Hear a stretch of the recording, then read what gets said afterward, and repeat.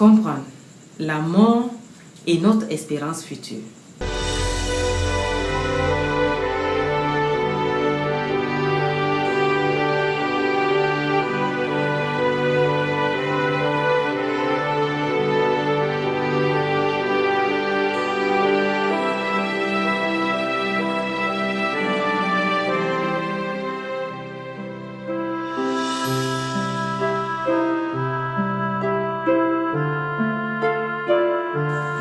Bonjour et bienvenue à votre émission.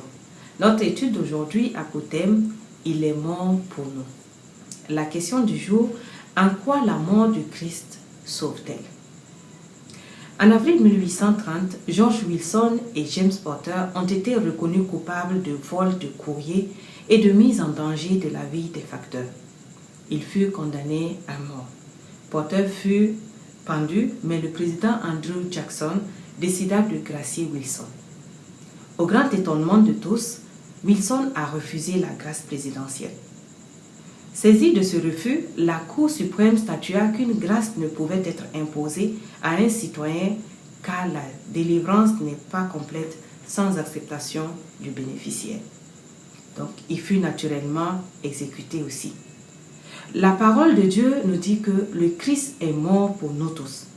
Mais beaucoup se demandent aujourd'hui encore en quoi cette mort est-elle porteuse de salut pour l'humanité. Premièrement, nous avons tous besoin d'un sauveur. Nous savons que peu importe qui nous sommes, riches ou pauvres, bons ou méchants, la mort est une certitude. Romains 5, verset 12 explique que par un seul homme, Adam, le péché est entré dans le monde, et par le péché la mort, et qu'ainsi la mort s'est étendue sur tous les hommes, parce que tous ont péché. Le péché qui entraîne la mort est comme une maladie congénitale. Quand Adam et Ève ont péché, la conséquence a été que toute leur descendance, que nous sommes, en a été infectée. Nous allons tous mourir un jour, sauf si Christ revient de notre vivant. Sans le plan divin pour nous racheter, notre vie présente n'aurait aucun sens car la mort éternelle serait la destinée de chaque être humain.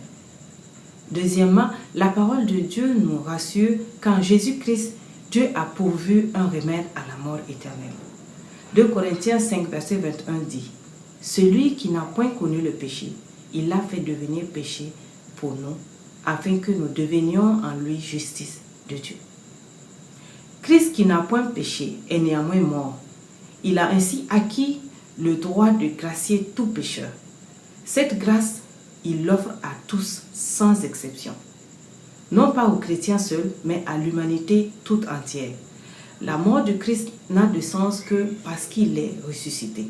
Car comme le dit 1 Corinthiens 15, versets 17 et 18, « Si Christ n'est pas ressuscité, votre foi est vaine. Vous êtes encore dans vos péchés. Et par conséquent aussi, ceux qui sont morts en Christ sont perdus. » La résurrection du Christ est l'assurance que Dieu te donne que toi aussi tu vas ressusciter. Finalement, la mort et la résurrection de Christ sont un remède qui ne peut être profitable pour ton salut que si tu l'acceptes. Accepter Christ se fait par la foi sincère et non seulement en criant partout qu'on est chrétien. Le salut est disponible pour tous. Que tu te dises animiste, chrétien, musulman ou même athée, Dieu veut que tu mettes ta vie sous l'influence des principes enseignés par Jésus-Christ. Romains 10, verset 9 à 13 nous le dit. C'est en croyant du cœur qu'on parvient à la justice et c'est en confessant de la bouche qu'on parvient au salut. Selon ce que dit l'Écriture, quiconque croit en lui ne sera point confus. Il n'y a aucune différence, en effet, entre le juif et le grec, puisqu'ils ont tous un même Seigneur, qui est riche pour tous ceux qui l'invoquent. Car quiconque invoquera le nom du Seigneur sera sauvé. Chers amis, la mort du Christ nous sauve, toi et moi. Nous savons, toi et moi aussi, qu'il n'y a rien que nous puissions faire par nous-mêmes pour être sauvés. En ressuscitant des morts, Christ a démontré qu'il a vaincu la mort et a désormais ouvert pour toi et moi un passage vers la vie éternelle. Il n'est pas resté dans le tombeau, mais il est ressuscité, signe qu'il y a de l'espoir pour toi et pour moi. Jésus t'offre gratuitement le salut. Il l'offre à toute l'humanité, mais nous devons l'accepter. Wilson a choisi de refuser la grâce du président. Toi, que feras-tu de la grâce que Dieu t'offre en Jésus-Christ? Vas-tu l'accepter et vivre ou la rejeter et être condamné? Si tu veux accepter cette grâce, fais cette prière avec moi. Seigneur Jésus, Dieu de miséricorde, je sais qu'il me serait impossible d'aller au ciel sur la base de quelques bonnes œuvres, car les péchés demeurent nombreux devant toi. Je reconnais devant toi tous mes péchés et je te demande de me pardonner. J'accepte ta grâce dans ma vie et je mets dès à présent ma confiance en Christ, le Fils de Dieu, qui est mort pour expier mes péchés et ressuscité pour me donner la vie éternelle. Aide-moi à ne vivre désormais que pour toi.